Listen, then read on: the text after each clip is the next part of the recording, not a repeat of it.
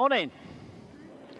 It's great to see you here today, especially if you're here for the first time. And as Kat said, we are all about helping people find and follow Jesus.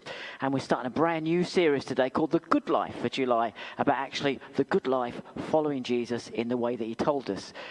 Now, I've been back from holiday 2 weeks, and I'm kind of missing holiday a bit, so I thought I'd show you a holiday snap. Do you want to see a holiday snap? Yeah? There you go. Which one am I? That's actually Mark Wahlberg on holiday, but actually that's how I'd like to look while I'm on holiday. But it seems so far away now. We were in Mallorca, or as we say, where I come from in Essex, they say Mallorca. Or as they say in Yorkshire, I noticed they say Majorca. I heard someone on the phone said, "Hey, hello, I'm on holiday. I'm in Majorca today." Sorry, you're from Yorkshire, aren't you? Sorry about that. Yeah. But 10 days, it was great. We were kind of really living it. Sun, sea, sand, sangria. Actually, I didn't drink any sangria, but it sounded good. But we really felt, we were living the good life. And people chase after all sorts of things to try and get the good life.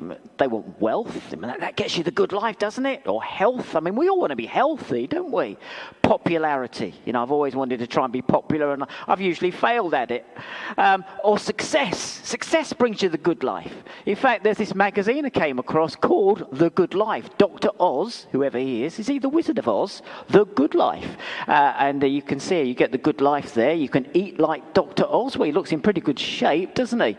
Drop 10 pounds in 4 weeks. I can tell you about that, actually. Yeah, I don't like to be a diet ball, but I've lost 3 stone.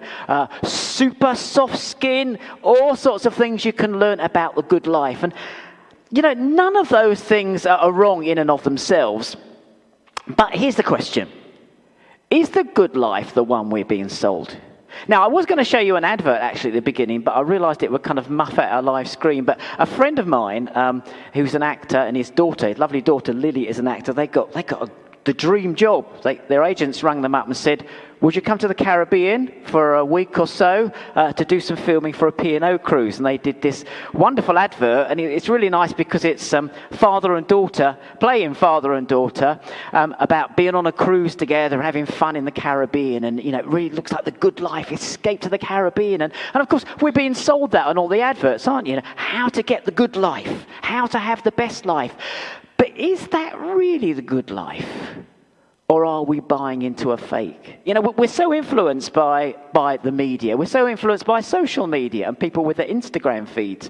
We were down at my mum's in Folkestone for a couple of days, and the weather was lovely, and we were just walking on this beach called Sunny Sands, and there was a young woman in a bikini. It's all right, I wasn't looking the wrong way, honest, Hazel. But I noticed she was in a bikini. I just noticed she was in a bikini, and she was standing in the water with her phone, and she was going... just taking all these photos, which probably would have gone straight on Instagram, and actually, the whole message is, "I'm living the good life with this bikini and this figure," and be careful what I say here, but I'm living the good life. That's what we're being sold, isn't it, on social media? But are we actually buying into a fake? I think we are. And this month, we're going to look at a radical alternative Jesus gives us, the real good life. And it's in something that we call the Sermon on the Mount. It's 2,000 words in which Jesus gives us instructions on how to live the good life. In fact, Jesus tells us it's time to switch lenses.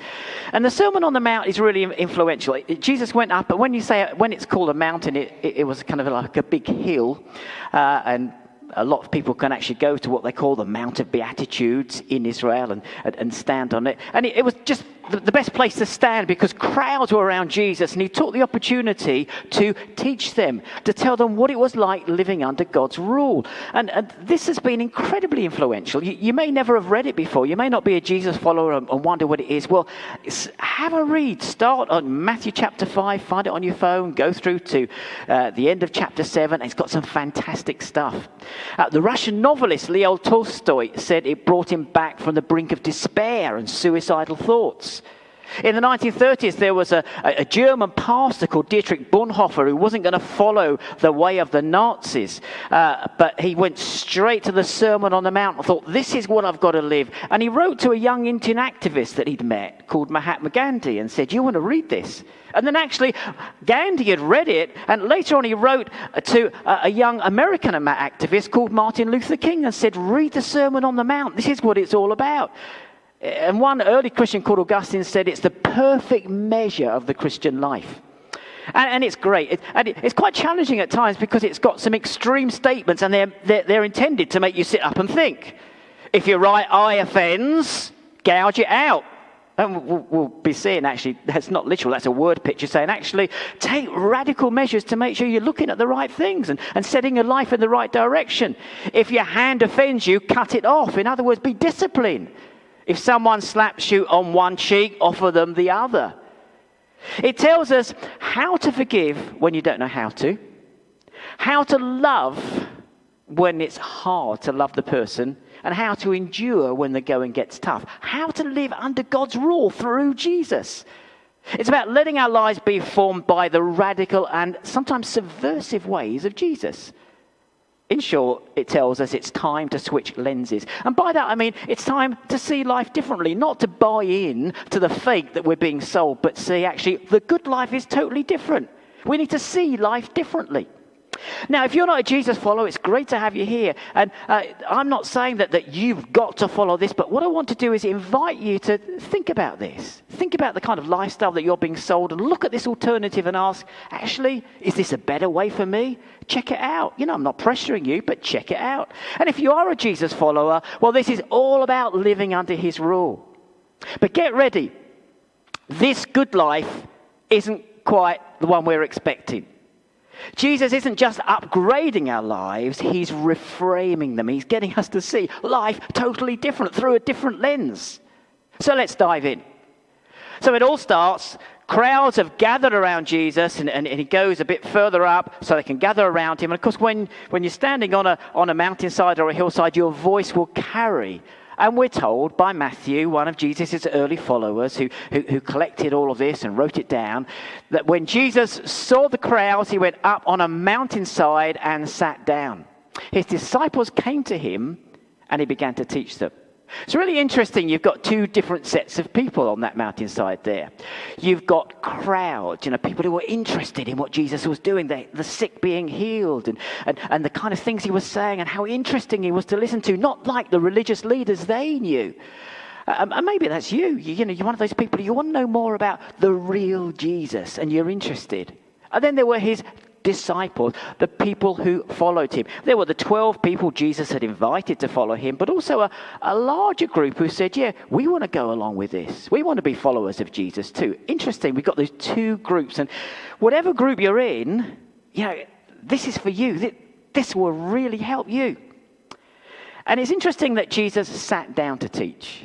I mean, I'm standing up here, and usually in our culture, we stand up. But that's really important because in that culture, a rabbi, a teacher who was recognized would sit down to teach and everyone would listen. And there's one word that dominates the opening of his message: blessed. Now, we use that word in all sorts of ways, don't we? When someone sneezes, I don't know if people say it so much nowadays, when you "Achoo!" and someone says, bless you. And you may know this, but actually that goes from a really old superstition that your soul escaped through your nose when you did that. I think something else escapes, actually, but never mind. But you say, bless you. And the idea is to stop your soul escaping out of your nose. Or some people can say, my kids are such a blessing. Hashtag I'm blessed. And the common understanding in Jesus' day for blessing was actually not that different from what the average person would understand it. Wealth, power, health, social status. They were all the roads to blessing. That they were understood. That was understood as blessing. In fact, it was a kind of Old Testament, the older part of the Bible, the understanding that if God's hand was on your life, you would have wealth and you'd have success, and that carried over to the extreme with them. And Jesus gives an alternative about what the blessed life is. And blessed basically means a life that God favors. And he uses a very interesting word, which we'll think about in a moment. The word word is, in the Greek, it's a word called makarios. And the root meaning is to be happy. But it's a different kind of happiness to the one we know. I mean, if the sun's shining, we're happy. And when you're on holiday, say you're first day on holiday today, and it's pouring rain, are you going to be smiling? Probably not. But when the sun's shining, you're happy. It's dependent on your circumstances. But this is happiness that comes from a state of well-being that's within, a deep, abiding joy and contentment. It's not actually dependent on what's going on the outside. And it's not found through wealth, popularity, power, or success. It's found through Jesus. And through God's presence in your life through Jesus. Now, you see, most people listening would have understood that differently. And remember, this is early on when Jesus starts to teach. And it would have been a real shock. Wow, this is going to be different from anything else we've been taught, they would have said to one another. And Jesus begins this groundbreaking, life-changing, world-shaking talk by switching the lenses through 8 radical statements. And there's a name that's often given for them. They're often called the Beatitudes. I like to call them the beautiful attitudes. And the word beatitude, actually, it's not a word that's in the Bible. It's a description that's given to them. And it was originally used to describe someone who was fortunate. And the Hebrew equivalent of the word for blessed, or beatitude, means the good life. This is the good life, Jesus is saying. This is how God wants you to live. This is living according to the designer's instructions. This is living under my rules. This is how you change the lens. And the great thing is, none of these things are elusive. So I'm going to take you through pretty quickly because, you know, we're limited on time, but it's good. I've been in the ministry for about 100 years now, but I've often gone through these, you know, week by week, but I'm going to look at them as a whole. And it's really made a difference to me, just seeing them as a whole, as a complete, because that's what people would have done in the day. Jesus wouldn't have said, right, this is the first one, come next week for the second one. He went right through them and then on to the next stuff. So let's dive in. First one is, blessed, knowing that kind of contentment that comes from within, that hand of God upon you, that presence of God within you. Blessed are the poor in spirit, for theirs is the kingdom of heaven. Now imagine you're there for the first time. That would have been a shock. You would have expected, blessed are you when life is going great. And actually Jesus says the reverse, really. He says, blessed are you when life's going not so well, when you're poor in spirit. He doesn't start with strength. He starts with surrender. And you think how countercultural that is to us, because strength is what wins, you know, politically and economically. You know, if you look strong, if you look the part, then you're a winner. But Jesus says, actually, you know, the winners are people who realize they're needy. They're poor in spirit. They come to God openly and honestly. They realize they're needy. The word for poor there isn't so much about sort of financial poverty. It's about total dependence. It's about realizing you haven't got much resources, you know, when you're kind of like running on empty. Yesterday we were driving back to Folkestone and we were just coming onto the motorway and I said, oh, I didn't put fuel in, did I? And I had this mad idea just to keep going as far as I could because I wanted to get momentum. And it was quite distracting because I kept saying 1 bar down. Another bar down. So, right, 2 bars, that was 50 miles. If we've got another 2 bars, does that mean we could do another 50 miles? I don't know if you can really be that mathematical with those things, but I had this image of myself like coming to a halt on the motorway and kind of running on empty, you know, and I didn't anyway. I went and filled up. But that's you're kind of running on empty in life. We all know what that means. But Jesus says, you know, when you're in that kind of state, you're blessed. Why? Why are you blessed? Because actually you realize you need this and you say, I can't do it. And if you're a Jesus follower, you say, God, I need your help. And you know, if you're not a Jesus follower, you can call out to him too. He's there. He's ready to hear you. So being poor in spirit means knowing that you need help and God's the one who can give it to you. It's about being real with God. Then if you want to live the good life, blessed are those who mourn, for they shall be comforted. I mean, no one likes to mourn, and he's not saying it's a great thing to mourn, but he's saying that when you mourn, when you have that loss, you can know God's hand upon you. You can know that contentment that comes not from outward circumstances, from your relationship with God. This is about making space for grief and loss and carrying it to God and asking him for comfort. The loss of a loved one. But not just that, the loss of a job, a relationship, a dream, an ambition. The loss of youth, Sometimes I look and I see what the young guys do, and I think, I wish I was young again. I am young, really. Tell me I'm young, But I wish I could do that, I wish I had that kind of energy, And I have that sense of loss, I've wasted my youth listening to rock music, If I did it again, I'd listen to rock music all the time, probably. Yeah, but you know what it's like. But you grieve these things, don't you? And actually, when you grieve honestly, you can receive genuine comfort. You can be blessed. Look at it through a different lens. If you're grieving, you've got someone to go to. Maybe you've lost a loved one, or you're grieving, and what I want to say is Jesus understands how hard that is, and he's saying, there is blessing you can have if you come to God and look to him. God understands. Then he says, blessed are the meek, for they shall inherit the earth. Now, in the culture that Jesus lived in, I remember they were occupied by Rome, and the Romans were big on strength. And meekness wasn't seen as a virtue. It was something that was despised. In fact, meekness isn't seen much as a virtue nowadays, is it? Has anyone seen Meek Employer of the Month? No, of course not. But meek doesn't mean weak. It actually means strength under power.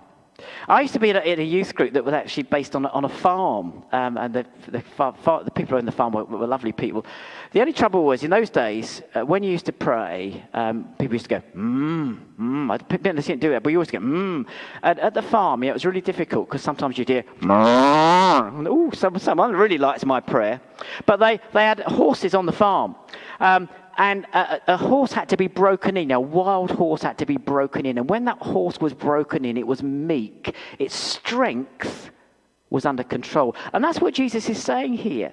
You don't have to throw your weight around. You have to recognize actually what you're capable of and use it for the good, for God's purposes, to build people up, not to tear them down. Then he says, blessed are those who hunger and thirst after righteousness, for they will be filled. Now, that's a pretty powerful picture. I mean, no one likes to hunger and thirst. And remember that culture, it's the Middle East. It's really hot. If you've been to the Middle East and you're thirsty, you know what that's like. And, to hunger and thirst, the combination is deadly. And it's a picture. It's about a deep desire, a longing for a life that reflects God's goodness. That's what he means by righteous. The trouble is we think of righteous as kind of self-righteous people. The people you see on soap operas. This is going back years and years and years and showing my age. But everyone remember Mrs. Mangle on Neighbours. Mrs. Mangle, such a self-righteous person. We all know people like that. That's not what it's about. It's actually longing to do things God's way. The kind of hunger that pulls you forward, that shapes your choice. And actually, it's also about justice, longing to see God's justice. So when you watch the news and look at what goes on in Gaza and in Ukraine and in Myanmar, you think, I long for justice. And Jesus says, that's a good thing. And actually, it's people like you, he said, people like you are going to inherit the earth. There's a future beyond this. There's a life that's alive and satisfied, a life that's built on the designer's instructions, but it's going to be countercultural. But you will be filled with God's righteousness, and in your little way, you'll be able to make a difference.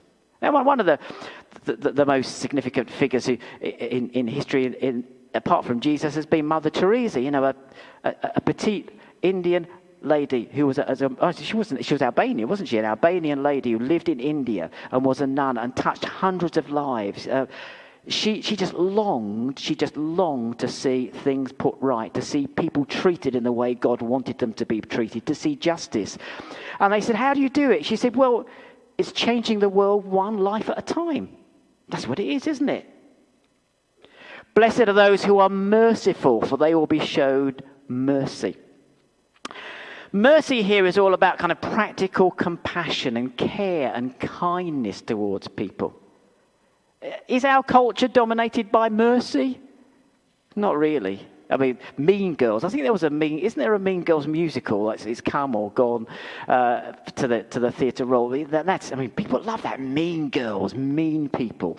If you watch soap operas, I just watched one. I won't go into it, but actually, it's not the same without the mean person, is it? Without the niche or the Ian Beale. If you think Ian Beale, the mean people. They're often the heroes, aren't they? But Jesus says, no. Blessed are the merciful. Blessed are the merciful. It's time to switch lenses, he's saying. And merciful there is actually just going against the culture and going out your way to show people kindness and compassion and forgiveness. It's not a meekness. And actually, when you do that, you receive mercy. You actually get the pullback from God's mercy, God's presence in your life. And actually, you'll start seeing fruit because people will start treating other people with mercy and you with mercy. And part of that is letting go and letting people go, releasing people. Because when someone wrongs us, what we do is we'll hold it against them and we think they owe me.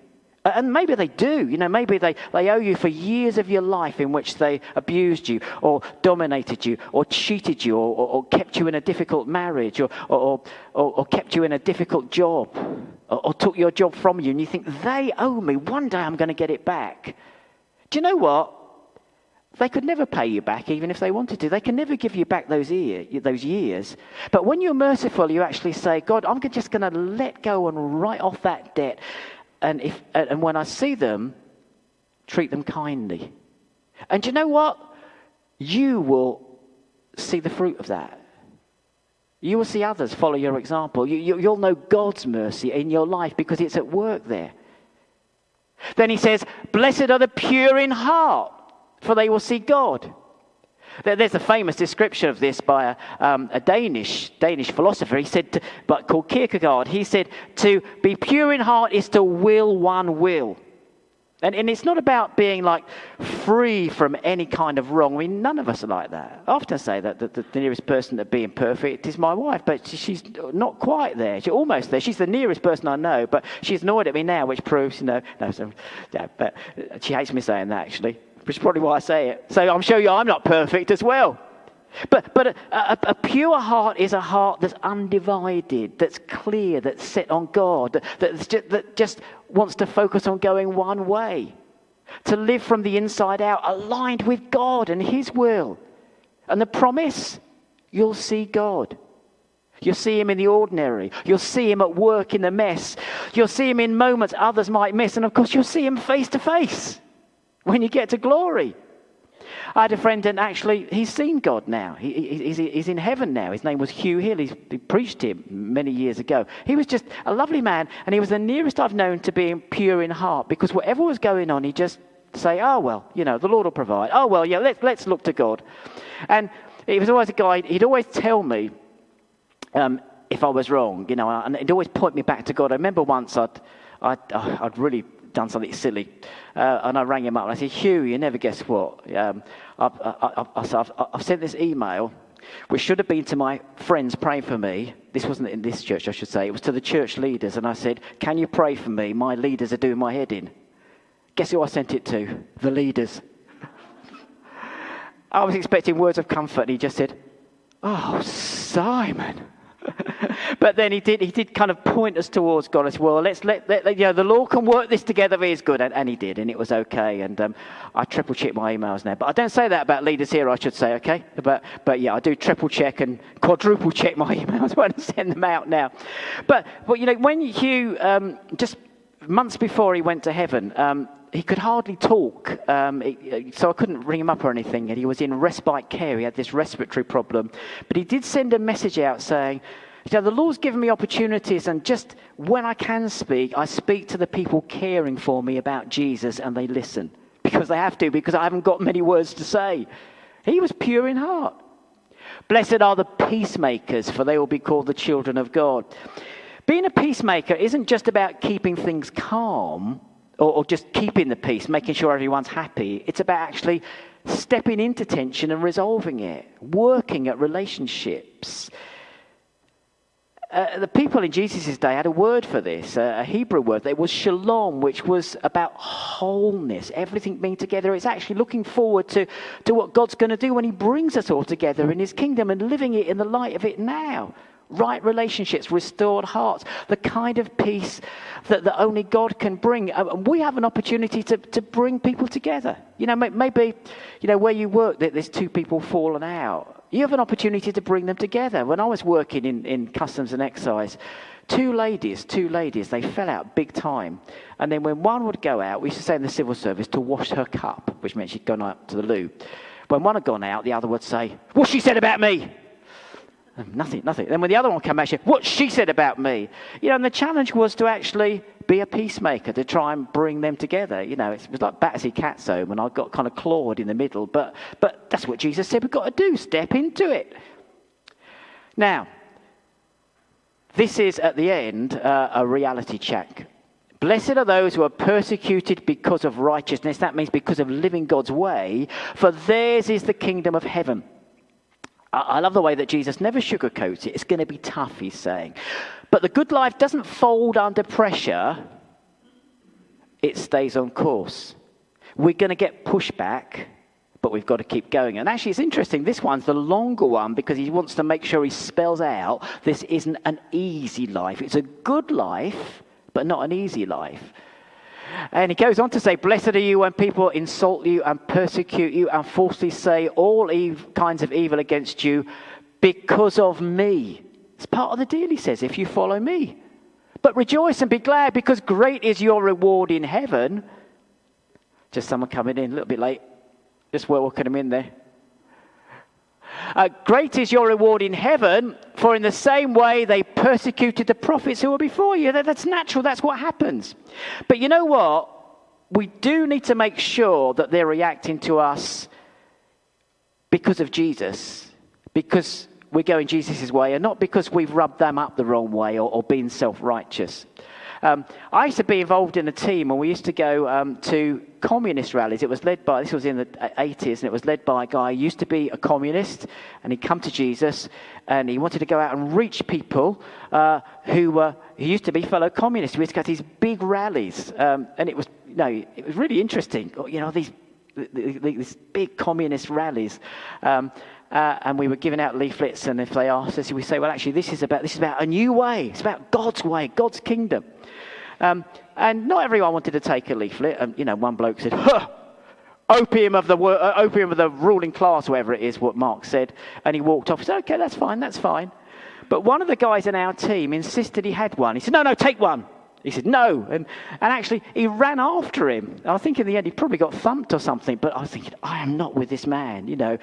That's not the kind of attitude. We've got to respect people. We've got to make sure that we actually are good adverts for Jesus. And if there is pushback, it's for the right reason. If people are offended, let it be because we follow Jesus. Let it be because of the cross. We're called to live with courage and with kindness that reflects Jesus well. So, this is the good life. It's time to switch lenses. Now, if you're not a Jesus follower, I want to really invite you to think about this, to think about a new way of living. And if you are, well, this is what we signed up for. This is the life that we're called to live under Jesus' rule. So whether you're in the middle of work stress this week, or you're going to be lying on a beach with your phone on airplane mode, you can be blessed right where you are. The good life starts when you switch the lenses, when you see life differently, when you see it the Jesus way. So at work, that means you don't have to try and be the big, strong person who pushes everyone around. You don't have to beat everyone and be the first to get your point in. And it's okay to admit you don't know what to do and you need help. That's what being poor in spirit is all about. You can care, cry, and grieve if you're hurting. Jesus calls that blessed ground. You don't have to be the loudest voice in the room. Meekness is strength under control. And meekness involves actually listening to people at work before you stick your in and responding to what they're saying and winning them over. You don't have to win every argument. Peacemaking often means listening to people, not proving yourself. Then it's holiday time coming up. And on holiday times, it means you don't have to curate your life for Instagram.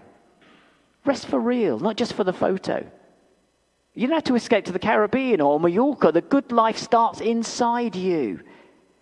You don't have to have it all together. You can bring your sadness, your questions, and your weariness to God. Wherever you are, in that cottage or on the beach or on the walking holiday, whatever you're doing. So this holiday season, whether you're packing for the beach, juggling work, childcare, or just trying to breathe, what I want you to do is pick one of these attitudes, just one. And they're going to be posted on our social media. They should be coming up about now as I speak. James has timed it to come up about 11 o'clock. But here's what I want you to do, and this is based on these Beatitudes, but pick one of them, these beautiful attitudes, this new way of living that Jesus shows us. Drop the act, because blessed are the poor in spirit. Embrace the ache. You know, if you're grieving, don't try and pretend everything's all right, but embrace it and bring it to God. Blessed are those who mourn. Hold your fire. You know, if someone's really angered you and you want to respond, control that. Have that strength under control, because blessed are the meek. Crave what's right. To do God's way, to do his will, to see justice. Because he said, blessed are those who hunger and thirst after righteousness. Release the person you feel that owes you something. Because Jesus said, blessed are the merciful. Focus your heart on God, on doing God's will. Because Jesus said, blessed are the pure in heart. And make peace happen. Because Jesus said, blessed are the peacemakers. So you can take a photo of that if you've got your phone there. Check it out on social media later. If you still haven't got it, ask me and I'll email it to you. But pick just one of these this week. Take it into work. Take it into your holiday. Take it into your family. Put it into practice, and you'll be living the good life. Live it this week. Live it on a holiday. Live it at work, and see what happens. Because it's time to switch lenses. Well, I'm going to pray, and the music team will come out as I do so. And then we'll move into communion. Let's pray. And as we pray, I'm going to get those... Oh, no, sorry, I can't. I was going to get those headings back up. Those for you to look at. Can we switch back to them? Sorry.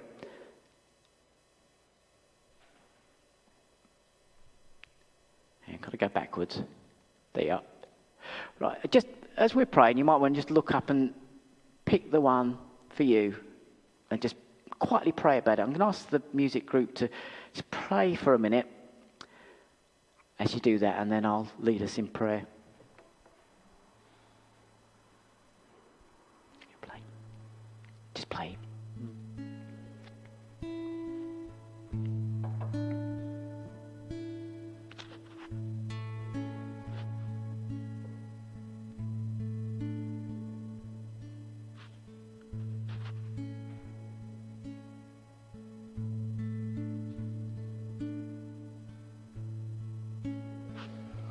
And then with that one that you've picked, say, God, help me to do this week. And if you're not a Jesus follower, call out to God. He'll hear you.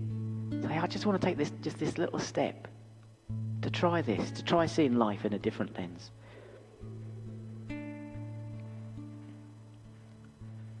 Heavenly Father, we thank you that Jesus has given us a different way. The good life, the blessed life. And it's not dependent on what goes on in our lives or in our world, but on you. Help us to take these principles into work, into home, into difficult places. I thank you for how realistic and earthed in our life they are. In the name of Jesus, amen.